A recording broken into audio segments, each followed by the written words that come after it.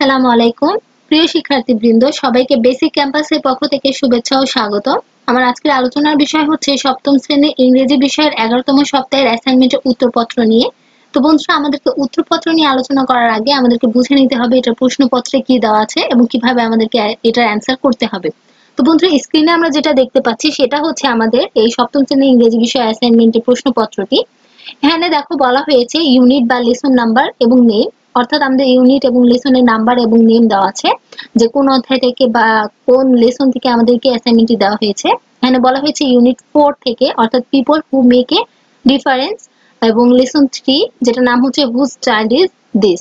এখান থেকে হচ্ছে আমাদেরকে অ্যাসাইনমেন্টটি করতে বলা হয়েছে। অ্যাসাইনমেন্ট নাম্বার এন্ড ওয়ার্ক, এখানে হচ্ছে আমাদের কততম অ্যাসাইনমেন্ট এটা এবং কি করতে বলা হয়েছে অ্যাসাইনমেন্টে সেটা ডিটেইলসে দেওয়া আছে। এখানে দেখো বলা হয়েছে অ্যাসাইনমেন্ট নাম্বার হচ্ছে 4 এবং যে কাজটা আমাদের আছে সেটা হচ্ছে read the poem attentively and critically now, অর্থাৎ আমাদেরকে পোয়েমটা, অর্থাৎ এই লেসনে যে পোয়েমটা আছে সেটা খুব ভালো করে পড়ে নিতে হবে। তারপর কিছু ধাপ দেওয়া আছে। দেখো এখানে বলা হয়েছে 1 নম্বরে write a summary with a suitable title except whose child is this, অর্থাৎ আমাদের 1 নম্বর কাজ যেটা হচ্ছে সেটা হচ্ছে আমাদেরকে সামারি লিখতে হবে এই পোয়েমের উপর এবং আমাদেরকে একটা সুইটেবল টাইটেল দিতে হবে। কিন্তু আমাদেরকে হুজ চাইল্ড ইজ দিস অর্থাৎ এই লেসনের নামটা বসানো যাবে না, এটার পরিবর্তে আমাদেরকে অন্য একটা সুইটেবল টাইটেল বসাতে হবে। 2 নম্বরে দেওয়া আছে explain whose contribution is the most to build up a child, give your own reasons. এখানে বলা হয়েছে যে এক্সপ্লেইন করতে হবে কার, একজন শিশু বেড়ে ওঠার ক্ষেত্রে কার অবদানটা সব থেকে বেশি, এবং নিজস্ব কিছু কারণ দিতে হবে। তাহলে বন্ধুরা, এ ছিল আমাদের হচ্ছে অ্যাসাইনমেন্টের কাজটা এবং অ্যাসাইনমেন্ট রুবিক্স, অর্থাৎ যে রুবিক্স গুলো অনুসরণ করে হচ্ছে আমাদেরকে অ্যাসাইনমেন্টটি করতে হবে সেগুলো দেওয়া আছে। দেখো কয়েকটা ধাপ এখানেও বলা হয়েছে। আমাদের 1 নম্বরে ছিল হচ্ছে সামারি লিখতে হবে, সেটা এখানে 1 নম্বরে বলা হয়েছে সুইটেবল টাইটেল, অর্থাৎ আমাদেরকে একটা উপযুক্ত টাইটেল দিতে হবে, main idea of the poem. এবং আমাদেরকে হচ্ছে যেগুলো ধাপ অনুসরণ করতে হবে সেগুলো হচ্ছে আমরা 1 নম্বরে দিতে পারি প্যারেন্টস কন্ট্রিবিউশন, প্রথমে আমাদেরকে পিতামাতার কন্ট্রিবিউশন লিখতে হবে। 2 নম্বরে দিব আমরা টিচার্স কন্ট্রিবিউশন, অর্থাৎ শিক্ষক শিক্ষিকার কন্ট্রিবিউশন লিখতে হবে, এবং 3 নম্বরে বলা হয়েছে combined contribution of parents and teachers clearly narrated, এবং 3 নম্বরে বলা হয়েছে যে প্যারেন্টস এবং টিচারের উভয়ের হচ্ছে কন্ট্রিবিউশন অবদানটা লিখতে হবে। এই 3টা পয়েন্ট 1 নম্বর কোশ্চেনে আমাদেরকে দিতে হবে। 2 নম্বর কোশ্চেনে বলা হয়েছিল রিজন দিতে।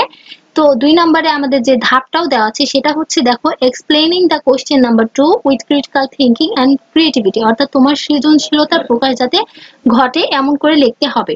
এবং 3 নম্বরে দেখো বলা হয়েছে সেন্টেন্স গ্রামাটিক্যালি কারেক্ট, অর্থাৎ এর গ্রামাটিক্যাল গুলো খুব কারেক্ট ভাবে লিখতে হবে, সঠিকভাবে লিখতে হবে।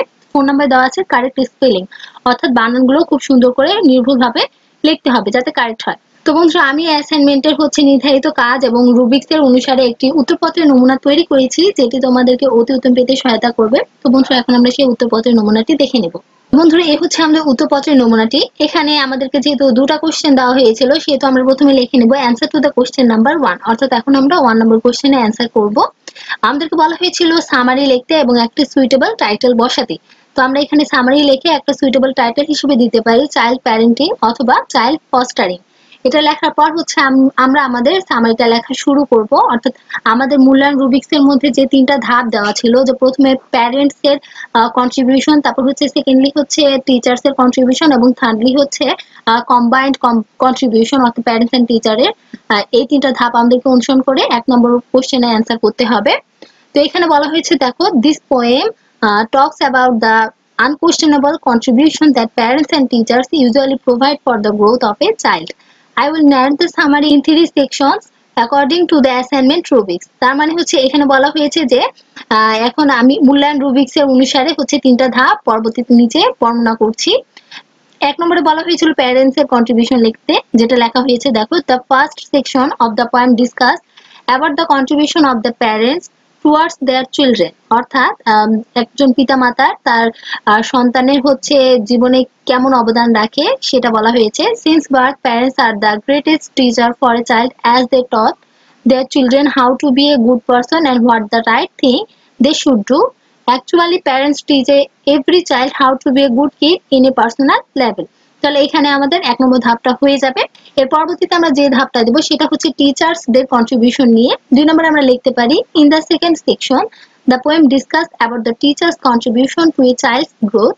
Teachers normally educate them how to be humble and kind, as well as they teach them how to lead a life with good manners. তো এখানে আমাদের 2 নম্বর পয়েন্টটাও শেষ। এর পরবর্তীতে আমরা 3 নম্বর পয়েন্টে চলে যাব।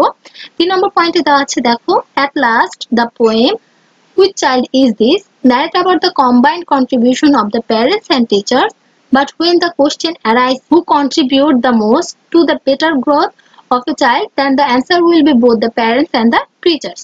তাহলে এখানে আমাদের 3টা ধাপ লেখা শেষ। এর পরবর্তীতে আমরা 2 নম্বর কোশ্চেনে চলে যাব। 2 নম্বর কোশ্চেন আমাদের ছিল যে কার কন্ট্রিবিউশনটা বেশি। অবশ্যই দুজনেরই রয়েছে, প্যারেন্টসদেরও রয়েছে এবং টিচার্সদেরও রয়েছে একজন শিশুকে বেড়ে ওঠার ক্ষেত্রে অবদান, কিন্তু কার সব থেকে বেশি অবদান রয়েছে সেটা এখানে বলা হয়েছে, সেটা উল্লেখ করতে হবে এবং কিছু রিজন দিতে হবে।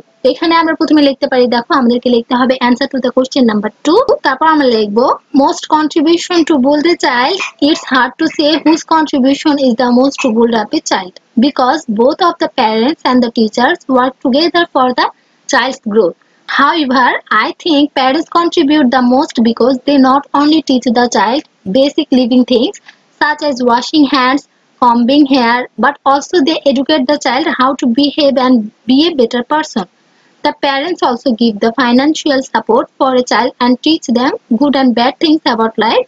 Only parents can influence a child's life the most. That's why, in my opinion, parents contribute the most for a child, but we can't deny our honorable teachers contribute to a child's growth. তো বন্ধুরা এখানে যদি হচ্ছে আমরা এগুলো সেন্টেন্সে লিখি তাহলে আমাদের 2 নম্বর কোশ্চেনটা হয়ে যাবে অ্যান্সার লেখা। তো বন্ধুরা এখানে আমাদের হচ্ছে উত্তরপত্র লেখা শেষ হয়ে যাবে। বন্ধুরা এই ছিল আমাদের সপ্তম শ্রেণীর ইংরেজি বিষয়ের অ্যাসাইনমেন্টের উত্তরপত্রের নমুনা। আশা করি তোমরা সবাই বুঝতে পেরেছো যে কিভাবে তোমাদেরকে অ্যাসাইনমেন্টটি সম্পূর্ণ করতে হবে। আজ এই পর্যন্তই। পরবর্তী অ্যাসাইনমেন্টগুলোর উত্তরপত্র পাওয়ার জন্য আমাদের চ্যানেলকে সাবস্ক্রাইব করবে। সুস্থ থাকবে, ভালো থাকবে। ধন্যবাদ।